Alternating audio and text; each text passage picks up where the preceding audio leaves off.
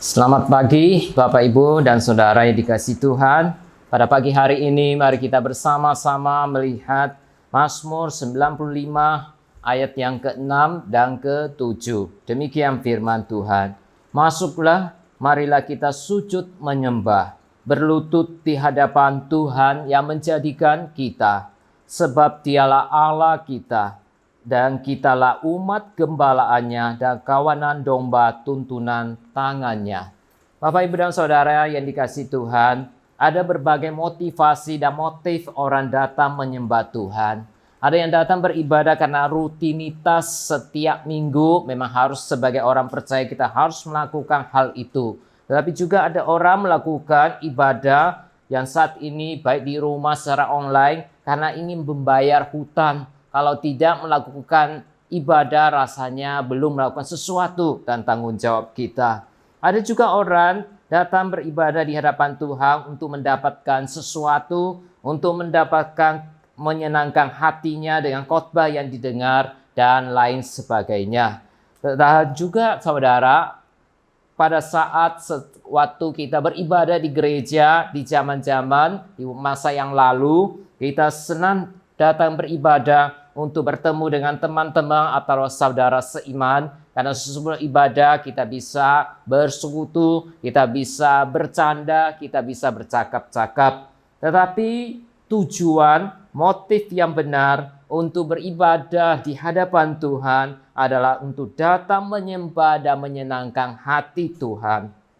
Saudara yang terkasih, ibadah adalah rancangan Allah bagi umatnya. Setiap umat pilihan Allah, setiap umat yang sudah diselamatkan Tuhan harus bersekutu dengan Allah yang menciptakan kita, juga Allah yang menyelamatkan kita, agar kita semakin mengerti akan hati kehendak Tuhan dan hidup sesuai dengan kehendak Tuhan. Di dalam Mazmur kita melihat dikatakan, marilah kita sujud menyembah, berlutut di hadapan Tuhan yang menjadikan kita. Karena Dia Allah pencipta kita, maka seharusnya kita sebagai umat ciptaan datang beribadah kepada Tuhan. Kemudian saudara yang terkasih, di dalam Keluaran pasal yang ke-36 sampai 40 merupakan realisasi rancangan Allah mengenai ibadah atau kemah pertemuan.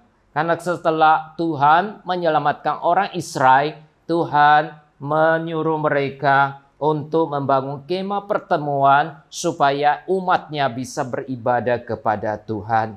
Saudara yang dikasihi Tuhan, ibadah terjadi ketika manusia mau menaklukkan diri di hadapan Allah pencipta dan penyelamatnya dan melakukan apa yang diperintahkan oleh Tuhan. Kemudian saudara, Allah kita adalah Allah yang penuh hikmat. Dia merancang segala sesuatu yang berkenan dengan ibadah. Sehingga di dalam Keluaran pasal 37 di sini kita melihat bahwa Allah lah yang merancang ibadah, adanya ibadah supaya umatnya bisa bersekutu dengan Tuhan.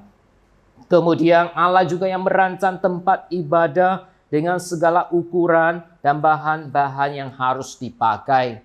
Kemudian di dalam Keluaran kita juga melihat Allah merancang perkakas ibadah dengan ukuran yang sudah ditetapkan oleh Allah. Bahkan Allah menetapkan orang-orang siapa yang boleh melayani Tuhan di kemah pertemuan. Dan juga Tuhan menentukan tata cara ibadah. Jadi dari semua yang diungkapkan dalam kitab Keluaran menyatakan bahwa fokus ibadah kita adalah Allah, bukan manusia. Ibadah yang sejati, ibadah yang berkenan kepada Tuhan adalah ibadah untuk meninggikan, mengagungkan Allah, bukan manusia. Allah menghendaki suatu ibadah sejati yang berkenan kepadanya. Allah ingin kita sungguh-sungguh, tulus, serius, dan beribadah kepadanya dengan segenap hati. Oleh sebab itu saudara, ibadah yang benar di hadapan Tuhan adalah hanya beribadah kepada Tuhan. Ibadah yang benar di hadapan Tuhan bukan suatu ibadah yang asal-asalan. Ibadah yang benar di hadapan Tuhan adalah ibadah yang tidak dilakukan dengan segenap, yang tidak dilakukan dengan setengah hati, tetapi harus melakukan ibadah itu dengan segenap hati, dengan hati yang takut dan hormat kepada Tuhan. Melalui ibadah menyenangkan hati Tuhan. Amin. Mari kita berdoa. Allah Bapa kami yang di surga, kami bersyukur kalau melalui firman-Mu Tuhan mengajar kami menjadi penyembah-penyembah yang benar di dalam ibadah. Berikan kami kesetiaan dan hati yang takut dan hormat kepada Tuhan untuk beribadah kepada Tuhan setiap hari Minggu di rumah masing-masing, bahkan juga di setiap hari kami memiliki kehidupan ibadah yang berkenan di hati Tuhan. Di dalam nama Tuhan Yesus kami berdoa. Amin.